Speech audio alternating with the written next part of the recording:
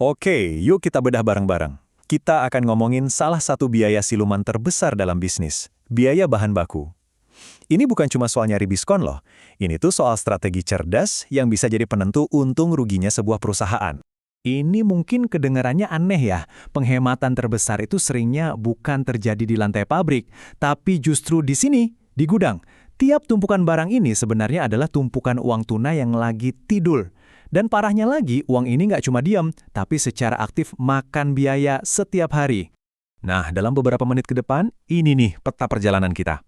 Kita bakal mulai dari biaya-biaya tersembunyi, lanjut ke cara ngontrol stok, nemuin formula sakti yang namanya EOQ, ngertiin cara ngasih nilai ke bahan baku, dan terakhir kita lihat kenapa semua ini penting banget buat kesehatan dompet perusahaan. Oke, kita mulai dari bagian pertama.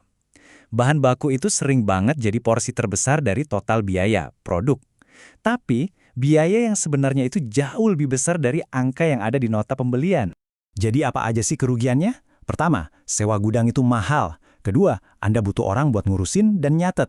Ketiga, barangnya bisa rusak atau hilang. Dan yang paling penting, duit yang nyangkut di stok ini tuh uang mati.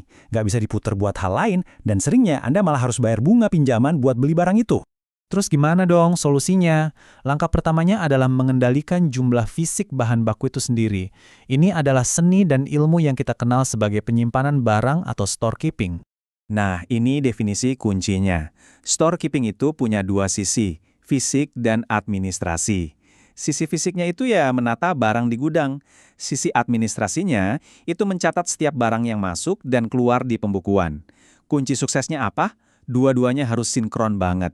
Kalau di catatan ada 100, ya di rak juga harus ada 100. Titik. Slide ini nunjukin tujuan utamanya. Dengan tahu posisi barang, kita hemat waktu. Dengan menjaganya tetap aman, kita mencegah kerugian. Dan yang paling krusial, dengan data yang akurat, kita bisa stop masalah utamanya. Numpuk stok yang nggak perlu dan cuma buang-buang duit. Oke, urusan fisik udah beres, sekarang kita masuk ke strategi. Yuk kita bahas formula sakti yang namanya kuantitas pesanan ekonomis, atau EOQ. Ini adalah alat buat mengubah manajemen inventaris dari yang tadinya kira-kira jadi ilmu pasti. Intinya, EOQ itu ngejawab satu pertanyaan krusial. Sebaiknya kita pesan berapa banyak sih sekali order? Tujuannya adalah menemukan titik ideal atau sweet spot, di mana total biaya yang berhubungan sama inventaris jadi paling rendah. Nah, ini nih inti dari EOQ. Ada dua kekuatan yang saling tarik-menarik. Kalau Anda pesan dalam jumlah besar, Anda jadi jarang pesan, jadi ongkos pemesanannya turun. Tapi, biaya penyimpanan Anda jadi bengkak. Sebaliknya, kalau Anda pesan sedikit-sedikit, biaya penyimpanannya rendah, tapi Anda jadi sering pesan, dan ongkos pemesanannya naik. Nah, EOQ ini nyari keseimbangan yang paling pas di antara keduanya.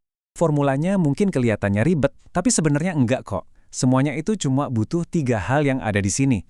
Pertama, total kebutuhan Anda setahun. Kedua, ongkos setiap kali pesan. Dan ketiga, biaya buat nyimpan satu barang di gudang. Yuk kita lihat gimana ketiganya bekerja di contoh nyata. Dan ini nunjukin banget betapa saktinya EOQ. Lihat deh kolom pesanan saat ini. Biaya penyimpanannya tinggi banget, 15.000 pound. Sementara biaya pemesanannya rendah. Jomplang banget kan? Sekarang lihat kolom pesanan EOQ. Biaya penyimpanan dan biaya pemesanan hampir seimbang sempurna di angka 7.200 pound. Nah, inilah titik paling efisien yang kita cari. Dan ini hasilnya, penghematan tahunan lebih dari 4.000 pound. Coba deh bayangin sebentar. Nggak perlu ganti produk, nggak perlu nawar ke supplier, cuma modal matematika sederhana. Inilah kekuatan akuntansi manajemen yang bisa mengubah data jadi uang tunai. Oke, kita udah beres soal kuantitas atau jumlah stok. Sekarang kita masuk ke bagian gede berikutnya. Gimana cara kita ngasih nilai uang ke stok yang kita pakai buat produksi? Ini sama pentingnya loh. Nah, ini poinnya penting banget, jadi tolong fokus ya. Di dunia nyata, di gudang, pasti dong kita pakai susu yang paling lama dulu biar nggak basi. Itu aliran fisik. Tapi di dunia akuntansi, kita bisa pura-pura menggunakan susu yang baru datang untuk menghitung biayanya. Ingat, ini cuma konsep di atas kertas buat laporan, bukan soal barang mana yang beneran keluar dari rak. Sekarang, yuk kita lihat dua metode yang paling umum dan paling beda buat ngasih nilai ke bahan baku yang dipakai di produksi, FIFO dan LIFO. Bedanya simpel tapi efeknya dalam banget. FIFO itu bilang, biaya produksi saya itu berdasarkan harga barang paling lama yang saya punya. Sementara itu, LIFO bilang, Biaya produksi saya itu berdasarkan harga barang paling baru yang barusan saya beli. Yuk kita lihat gimana cara kerjanya. Di sini kita keluarin 700 unit. Pakai metode FIFO. Kita ambil harga dari stok paling lama yang kita punya, yaitu stok dari tanggal 1 Februari seharga 1 pounds per unit. Jadi, biaya yang dicatat untuk produksi adalah 700 pounds. Gampang kan? Sekarang, lihat LIFO. Barang yang keluar fisiknya sama persis, masih 700 unit.